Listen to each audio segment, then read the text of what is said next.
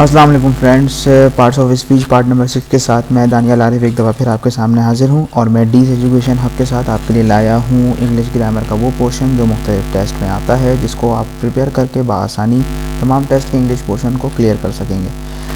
Part 6 में जो है हमारे पास जो टॉपिक है पार्ट्स ऑफ स्पीच का बेसिकली है वो प्रीपोजिशन। इससे पहले हम वर्ब, नाउन, एडजेक्टिव, एडवर्ब और दूसरी चीज़ें फोकस कर चुके हैं, लेकिन आज जो हम टॉपिक स्टार्ट कर रहे हैं वो है प्रीपोजिशन, जो कि पार्ट्स ऑफ स्पीच का एक अहम हिस्सा है क्योंकि ज़्यादातर वर्ड्स किसी भी सेंटेंस में प्रीपोजिशन पर मुश्तमिल होते हैं। लेट्स सी कि प्रीपोजिशन होती क्या चीज़ है। Basically preposition is a word. एक प्रीपोजिशन एक ऐसा वर्ड है जो किसी भी नाउन से पहले प्लेस किया जाए या फिर प्रोनाउन से पहले प्लेस किया जाए to show its relation to some other word in the sentence. यानी कि अगर कोई सेंटेंस हमारे पास लिखा हुआ है उसमें नाउन और प्रोनाउन का दूसरे वर्ड्स के साथ क्या रिलेशन बन रहा है ये बताने के लिए हम किसका इस्तेमाल करते हैं, प्रीपोजिशन का इस्तेमाल करते हैं। Let's go towards the example. If you see the example, Suman goes to school with his father. तो अगर आप यहाँ गौर करें तो स्कूल एक नाउन है, फादर एक नाउन है। इट मीन्स स्कूल और फादर के दरमियान जो रिलेशनशिप बना रहा है वर्ड वो है ये विथ। इट मीन्स के विथ जो है वो क्या हुआ, एक प्रीपोजिशन हुआ। Similarly Muzammil lives in Delhi. तो दिल्ली एक नाउन है, जगह का नाम है, लिव्स एक वर्ब है, ठीक है, और मुजम्मिल एक नाउन है। तो इन तमाम सेंटेंसेस को, इन तमाम वर्ड्स को आपस में जोड़ने के लिए जो वर्ड यूज़ हो रहा है डेट इज़ इन, तो ये एक प्रीपोजिशन है। Similarly book is on the table. तो बुक और टेबल के दरमियान जो रिलेशनशिप बन रहा है वो ये ऑन बना रहा है, तो ऑन एक प्रीपोजिशन है। And last one is but not the least, this book is for you.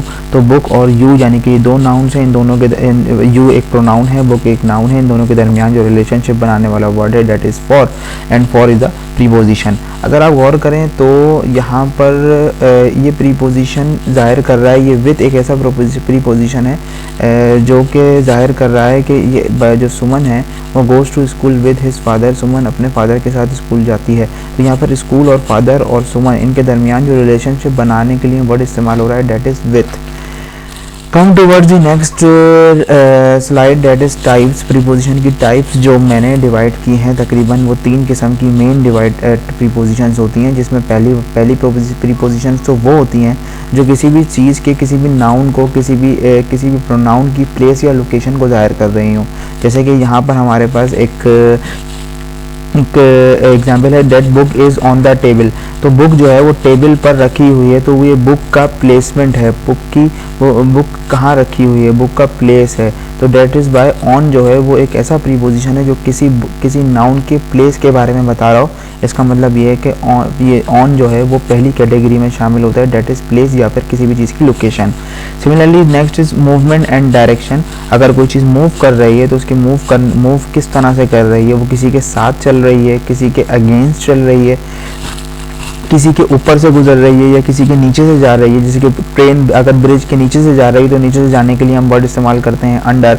अगर ऊपर से जा रही है तो हम इस्तेमाल करते हैं ओवर। तो बेसिकली अंडर और ओवर जो हैं वो एक ऐसे प्रीपोजिशंस हैं जो किसी न किसी मूवमेंट के लिए या कोई डायरेक्शन हो तो उसके लिए इस्तेमाल होते हैं।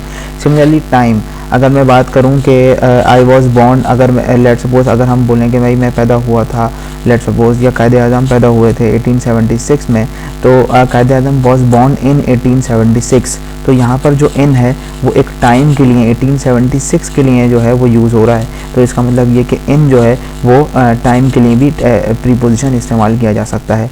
अब हम इन तीनों को डिटेल में पढ़ेंगे और इनकी एक्सरसाइज साथ साथ सॉल्व करते जाएंगे। जैसे कि सबसे पहले आपने ये चार्ट अपने सामने देख रहे होंगे, ये प्लेस या फिर लोकेशन के लिए चार्ट है, इसको और गौर से देखिएगा। ये तकरीबन मैंने इस तरह से ये तमाम प्रीपोजिशंस लिख ली हैं अपने पास कि अगर आप इनको अच्छी तरह से याद कर लेते हैं तो इंशाल्लाह प्रीपोजिशन का अगर कोई भी MCQ आता है आपके पास तो आप बआसानी इसको क्लियर कर पाएंगे। सबसे पहले आपने करना ये है कि इस रेड बॉल को, ये जो रेड बॉल हर डायग्राम में है, इसको जहन में रखना है कि ये हमारा ऑब्जेक्टिव है, इसके ज़रिए हम जो है वो चीज़ों को सीखेंगे। यहाँ पर ये रेड बॉल जो है वो एक बॉक्स के अंदर है, तो बॉक्स के अंदर होने की वजह से इसकी लोकेशन क्या हो गई, बॉक्स के अंदर। तो हम इसके लिए 2 प्रीपोजिशन इस्तेमाल कर सकते हैं, इन भी कर सकते हैं और इनसाइड भी कर सकते हैं। इसका सेंटेंस को जिस तरह से बनेगा, the ball is inside the box या the ball is in the box. तो इन और इनसाइड दोनों जो हैं वो अगर कोई बॉडी या कोई भी ऑब्जेक्टिव किसी बॉक्स या किसी चीज़ के अंदर मौजूद है तो उसके लिए इन और इनसाइड की बात होगी। ये बात याद रखिएगा, इस वक्त ये तमाम चीज़ें जो हैं वो रेस्ट की हालत में मूव नहीं कर रही हैं, इसलिए हम क्या कहेंगे कि ये प्लेस और लोकेशन है, कोई मूवमेंट या कोई डायरेक्शन नहीं है। सिमिलरली अगर वो बॉल किसी चीज़ के ऊपर रखी हुई है तो हम इसके लिए ऑन इस्तेमाल करेंगे। Let's say a ball is on the box या ऑन द टेबल। अगर वो बॉल उस बॉक्स के बिल्कुल साथ लगी हुई है, टच भी हो रही है, बिल्कुल दरवाजे पर खड़ी है, लेट्स सपोज जैसे कि अगर हम कहते हैं कि मैं आपके दरवाजे पर खड़ा हूँ, तो इसका मतलब ये है कि दरवाजे के ऊपर नहीं बल्कि दरवाजे के साथ खड़े हैं, तो आप ये कहेंगे I am at your door या I am at your house, मैं आपके घर के बिल्कुल साथ खड़ा हूँ, तो इसके लिए हम एट इस्तेमाल करते हैं। अच्छा, अगर थोड़ा सा दूर हो जाएंगे तो फिर प्रीपोजिशन में एट की जगह क्या लगता है, नियर लगता है। सिमिलरली अगर कोई चीज़ किसी बॉडी के शेड के अंदर आती है, यानी कि उस बॉडी का साया उसको अपने अंदर ढांप ले, तो हम उसके लिए लफ्ज़ अंडर का इस्तेमाल करते हैं। फॉर ज़्यादातर इसमें टेबल की बात की जाए, अगर कोई चीज़ टेबल के अंदर रखी है तो हम कहते हैं कि this particular thing is under the table. Similarly next is over. अगर कोई चीज़ किसी बॉडी के ऊपर नहीं बल्कि ऊपर से मुराद ये है कि उसको टच ना कर रही हो लेकिन उसके ऊपर हो, तो हम उसके लिए इस्तेमाल करते हैं ओवर का वर्ड। सिमिलरली अगर उसके नीचे है लेकिन उसके शेड में नहीं है, जैसे कि इसको देख रहे हैं आप, आधी जो बॉल है वो इसके शेड के अंदर छुपी हुई है और आधी ज़ाहिर हो रही है, तो इसको हम अंडर कहेंगे। जबकि ये बॉल जो है वो पूरी की पूरी ज़ाहिर हो रही है, डेट्स वाई अंडर की जगह आप यहाँ पर क्या यूज़ होगा, बिलो यूज़ होगा। सिमिलरली अगर हम बात करें अबव की, तो अबव और ओवर तकरीबन एक जैसे ही अल्फाज हैं, हम दोनों के लिए इस्तेमाल कर सकते हैं, ओवर के लिए भी और अबव दोनों में से आप किसी को भी इस्तेमाल कर सकते हैं। And the next one is around. अगर आप गौर करें तो इस रेड बॉल के इर्द गिर्द जितनी भी चीज़ें हैं वो सब इसके अराउंड में हैं, तो हम इसके लिए जो प्रीपोजिशन इस्तेमाल करेंगे वो अराउंड इस्तेमाल करेंगे।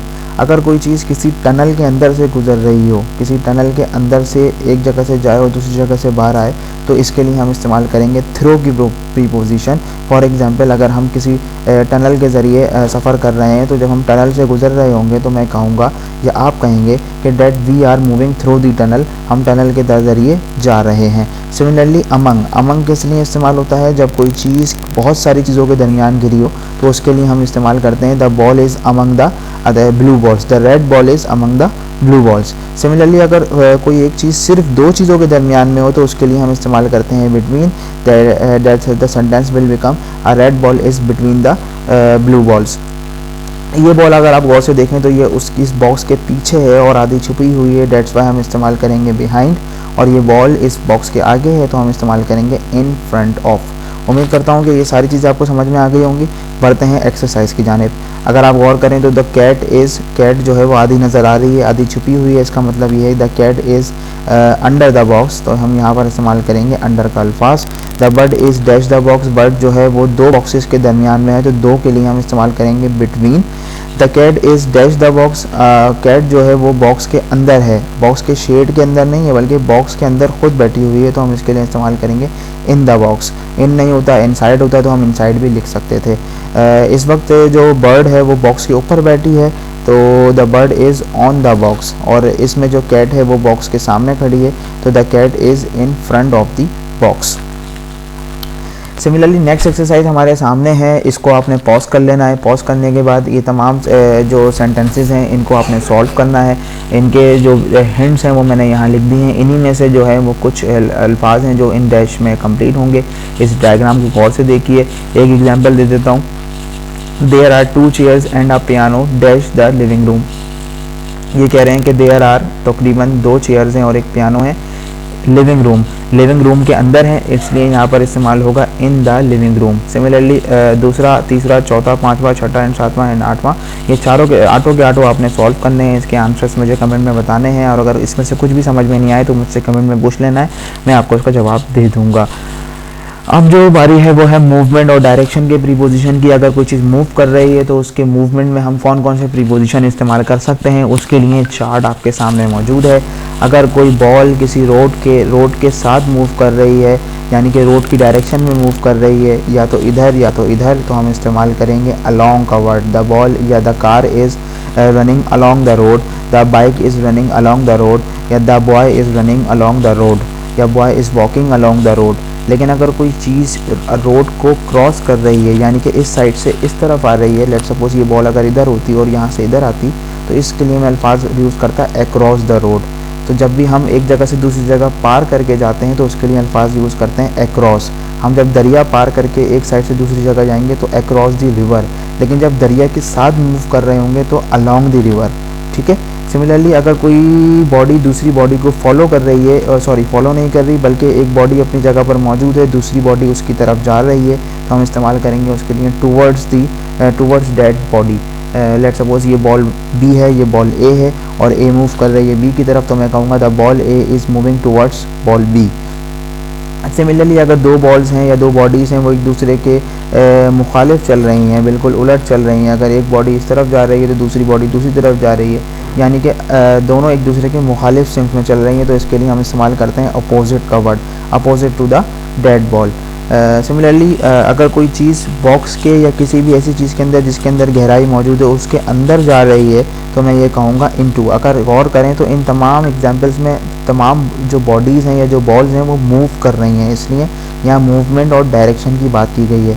तो अगर कोई चीज़ किसी चीज़ के अंदर जा रही हो तो हम इसके लिए कहते हैं into the glass. Let suppose अगर मैं आपको कहूँ कि पानी जो है वो ग्लास में भरिए तो please pour the water into the glass, क्योंकि आप पानी को जो है वो ग्लास के अंदर भरेंगे। ग्लास के अंदर जब पानी भर रहे होंगे तो पानी मूवमेंट में होगा, इसलिए आप उसके लिए इनटू द का प्रीपोजिशन इस्तेमाल करेंगे। अगर कोई चीज़ किसी डब्बे के अंदर से या किसी ऐसी चीज़ के अंदर से जो गहरी है उसके अंदर से बाहर आ रही हो तो उसके लिए हम इस्तेमाल करेंगे लफ्ज़ आउट ऑफ। लेट सपोज अगर एक बिल्ली डब्बे के अंदर बंद है और उसमें से वो जंप लगाकर बाहर आ रही है तो मैं कहूँगा the cat is jumping out of the box. Cat जो है वो बॉक्स से जंप करके बाहर आ रही है, आउट ऑफ द बॉक्स।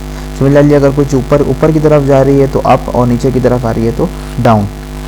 इसको और अच्छे तरीके से हम समझ सकते हैं, दो चार्ट हमारे पास और मौजूद है। अप और डाउन की एग्जांपल सबसे पहले आ गई कि अगर कोई शख्स सीढ़ियों पर चढ़ रहा है तो he is walking up the stairs, और अगर वहीं से उतर रहा है तो he is walking down the stairs. दोनों सूरत में वॉकिंग हो रही है, लेकिन स्टेयर्स पे अप द और स्टेयर्स पे डाउन द। अप माने ऊपर की तरफ और डाउन माने नीचे की तरफ। स्टेयर्स सेम है, तमाम चीज़ें सब कुछ वही हैं, लेकिन एक तरफ बंदा ऊपर जा रहा है तो अप का वर्ड यूज़ हो रहा है, नीचे आ रहा है तो डाउन का वर्ड यूज़ हो रहा है। सिमिलरली इससे पहले हमने देखा था कि अगर कोई चीज़ टनल में जा रही है तो हम कहेंगे इनटू द टनल। इनटू का वर्ड हम पहले भी यूज़ कर चुके हैं कि अगर कोई चीज़ किसी गहरी चीज़ के अंदर जा रही है तो हम उसके लिए इनटू का लफ्ज़ इस्तेमाल करते हैं। अगर कोई चीज़ उस गहरी चीज़ के अंदर से गुजर रही है तो उसके लिए हम थ्रो का इस्तेमाल करते हैं, throw.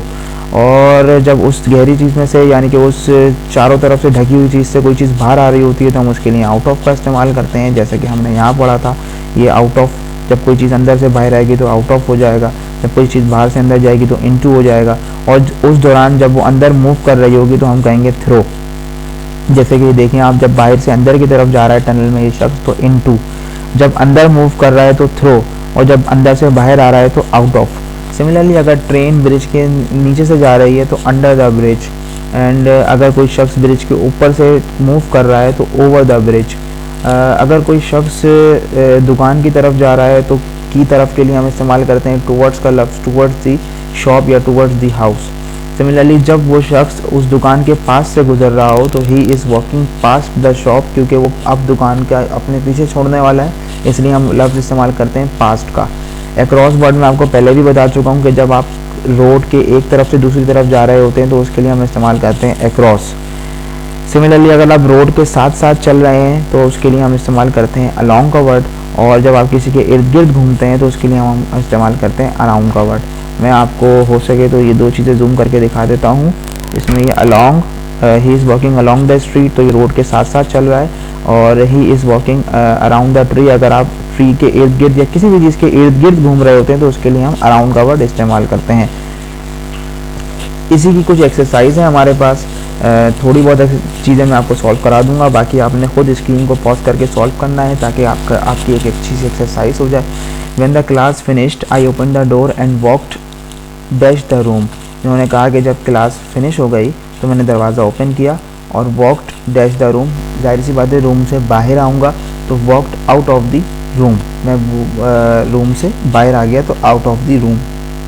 Similarly Celia jumped dash the rock and dash the water. अब यहाँ पर आपको दो प्रीपोजिशन इस्तेमाल करने हैं। सीलिया ने जंप किया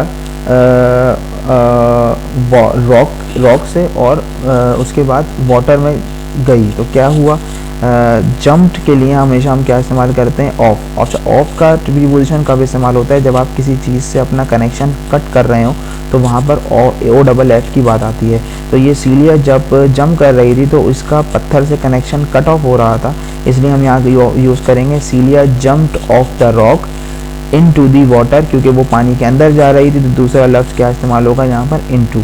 तो ऑफ और इनटू यानी कि ए ऑप्शन बिल्कुल करेक्ट है। तो याद रखिएगा ऑफ का लफ्ज़ हम कब इस्तेमाल करते हैं, जब हमारा कनेक्शन किसी बॉडी से कट होने लगे तो हम इसके लिए इस्तेमाल करते हैं ऑफ। सिमिलरली देखें यहाँ पर ये जो नंबर 4 है, नंबर 3 आपको सॉल्व कर लीजिएगा। नंबर 4 देखें, when I was younger I fail dash my bike many time. जब आप बाइक से गिरते हैं तो आपका कनेक्शन जो है वो कट हो रहा होता है बाइक के साथ, तो इसका मतलब ये है कि यहाँ पर भी क्या आएगा, ऑफ। सिमिलरली आपने ये बाकी तमाम खुद सॉल्व करने हैं, इसको पॉज कीजिए और इसको सॉल्व कीजिए। कुछ मुश्किल लगे तो यकीनन कमेंट में आप पूछिए, मैं आपका जवाब ज़रूर दूंगा। इसी तरह से यहाँ पर हमारे पास ये मूवमेंट और डायरेक्शन की एक और एक्सरसाइज है, उसी का हिस्सा है, इसको भी सॉल्व कीजिए। ना समझ में आए तो मुझसे सवाल कीजिए। अब जो हम पढ़ने वाले हैं वो पढ़ने वाले हैं नेक्स्ट टॉपिक के प्रीपोजिशन के टाइम के बारे में, यानी कि जब टाइम की बात आ रही होगी, जब ड्यूरेशन की बात आ रही होगी, तो हम कौन कौन से प्रीपोजिशन इस्तेमाल कर सकते हैं। बेसिकली 3 किस्म के प्रीपोजिशन टाइम के अंदर इस्तेमाल होते हैं, पहला इन, दूसरा ऑन और तीसरा eight.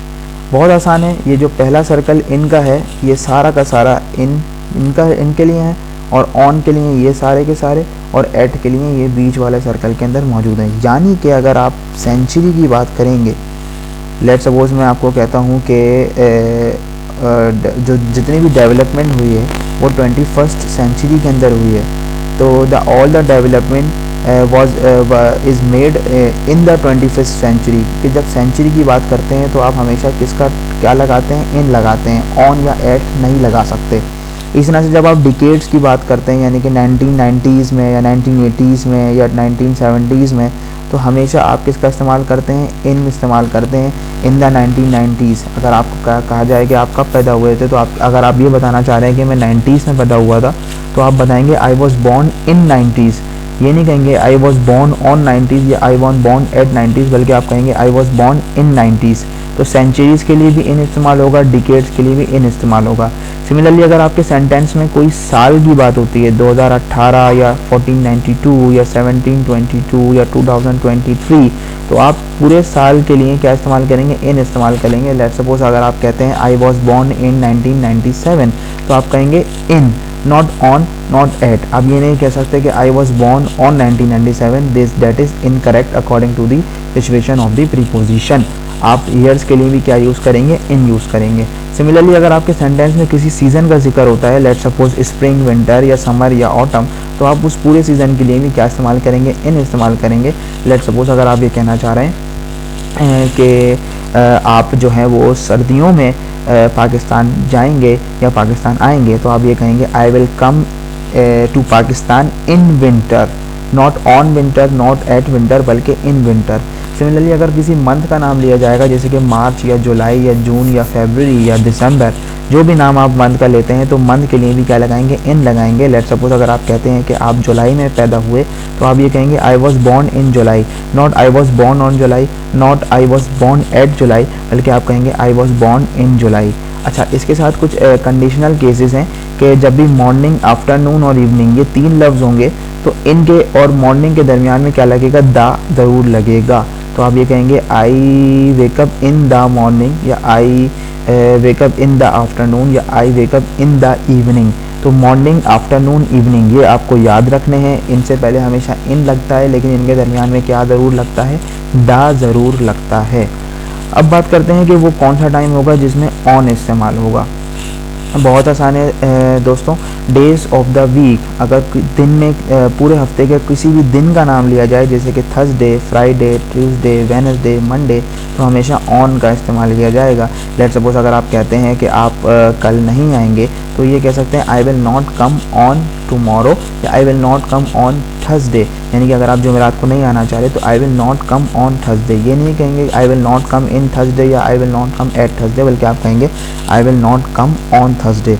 Similarly days of the month and dates, अगर आपको कहा जाए कि मैं इस महीने की 18 तारीख को नहीं आऊँगा, तो आप ये कहेंगे I will not come on the 18th of this month, on the 18th of this month. अच्छा, 18th के साथ अगर आप जो है वो दिन का नंबर बता रहे हैं, 23rd या 24 या 18 या 17, तो उससे पहले हमेशा दा ज़रूर लगाएंगे। अच्छा, अगर आप एग्जैक्ट डेट और मंथ एक साथ बता रहे हैं तो फिर आपको दा लगाने की ज़रूरत नहीं है, आप कहेंगे ऑन 21 जून। अब इसकी एग्जांपल किस तरह लेते हैं इस दोस्तों, देखिए अगर मैं ये कहना चाह रहा हूँ कि मैं स्कूल या मैं अपने ऑफिस 24 जनवरी को नहीं जाऊँगा, तो मैं दो तरीके से कह सकता हूँ। पहला मैं ये कह सकता हूँ आई will not come on the 18th of January, on the 18th of January.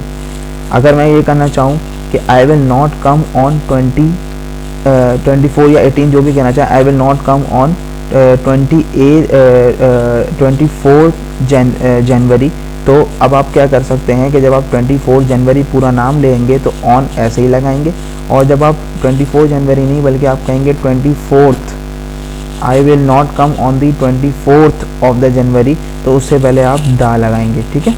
Similarly हमारे पास जो हॉलीडेज़ आते हैं जिनके साथ डे भी लगा हो लाजमी तौर पर, तो उन पे हम ऑन इस्तेमाल करते हैं। अच्छा, जैसे कि क्रिसमस डे, तो क्रिसमस के साथ क्योंकि डे लगा हुआ है साथ में, एक ऐसा हॉलीडे जिसमें डे साथ लगा है, तो इसके लिए हम इस्तेमाल करते हैं on. Christmas Day, on Christmas Day. Quaid e Azam Day, on Quaid e Azam Day. Pakistan Day, on Pakistan Day. लेकिन ईद डे नहीं होता, तो ऑन ईद डे नहीं हो सकता। ठीक है। सिमिलरली अब बात करते हैं हम एट की, तो जितने भी हॉलीडेज़ जिनके साथ डे नहीं लगा हुआ होता उनके लिए हम एट इस्तेमाल करते हैं। जैसे कि अगर सिर्फ क्रिसमस कहा जाए बल्कि क्रिसमस डे ना कहा जाए, तो सिर्फ क्रिसमस के साथ हम ऑन नहीं बल्कि क्या लगाएंगे, एट लगाएंगे। ईस्टर के साथ हम एट लगाएंगे क्योंकि ईस्टर के साथ डे नहीं लगता। एंड सिमिलरली जैसे मैंने अभी बात की कि ईद डे नहीं होता, सिर्फ ईद होता है, तो उसके साथ भी हम एट लगाएंगे, ऑन नहीं लगाएंगे। अच्छा, कुछ टाइम ऐसे हैं जिनके साथ हमेशा एट लगता है, जैसे कि नून इसमें शामिल नहीं है, मॉर्निंग, आफ्टरनून और इवनिंग इनके साथ इन शामिल, लेकिन नून के साथ इन शामिल नहीं है। नून के साथ क्या लगता है, एट लगता है। मिडनाइट के साथ भी एट लगता है, और कोई एग्जैक्ट टाइमिंग बताई जाए 9:45 या 9:30 या 2:45 या 1:30, तो उसके साथ भी एट लगता है। एग्जैक्ट टाइमिंग मिडनाइट और नून इनके साथ लगेगा एट। दो कंडीशनल केसेस दे दिए हैं, अगर वीकेंड आ जाए, वीकेंड आपके सेंटेंस में वीकेंड का लफ्ज़ आ जाए तो एट दी वीकेंड कहेंगे, और अगर नाइट आ जाए तो एट नाइट कहेंगे। नाइट के साथ दा नहीं लगेगा, ओनली एट नाइट। ठीक है। उम्मीद करता हूँ टाइम को मैंने बहुत काफ़ी डिटेल में समझाया है। अगर आपको ये समझ में आया हो तो अच्छी बात है, नहीं आया तो अभी हम एक्सरसाइज करेंगे और इस चीज़ को बहुत आसानी से क्लियर कर लेंगे। My birthday is dash the 16th of May. यहाँ पर डेट आ गई है, तो डेट का मतलब ये है कि अगर आप यहाँ गौर करें 18th, तो यहाँ पर क्या यूज़ होगा, ऑन यूज़ होगा, on the 16th of May. She was born, यहाँ पर एयर आ रहा है, अगर आप गौर करें तो एयर किसके लिए था, इन के लिए, तो यहाँ पर लगेगा she was born in 1993। Similarly it happened dash June 2018, यहाँ पर डेट नहीं है बल्कि सिर्फ मंथ है, तो it happened in June 2018। Similarly पीछे से चार्ट आप देखते जाइए, इस चार्ट को देखकर इन चीज़ों को सॉल्व करते जाइए, और इसमें अगर कोई मुश्किल हो तो आप मुझसे ज़रूर पूछिए। पहले इसको पॉज कीजिए, इसको सॉल्व कीजिए, इसके आंसर लिखिए, फिर इसको पॉज करके इसके आंसर लिखिए, और अगर कुछ समझ में नहीं आए तो मुझसे लाजमी पूछिए कमेंट में, मैं आपको उसका जवाब फौरी तौर पर दूंगा। मैं इंतज़ार करूंगा आपके फीडबैक का। सिमिलरली ये एक और है जिसमें आपने टाइम से रिलेटेड ही प्रीपोजिशन को की एक्सरसाइज को फिलअप करना है। इसी के साथ पार्ट नंबर 6 जो है हमारा वो एंड होता है। मैं उम्मीद करता हूँ कि आपको प्रीपोजिशन का टॉपिक बहुत अच्छे से समझ में आया होगा। नेक्स्ट टॉपिक के साथ बहुत जल्दी मिलते हैं, तब तक के लिए अल्लाह हाफ़िज़।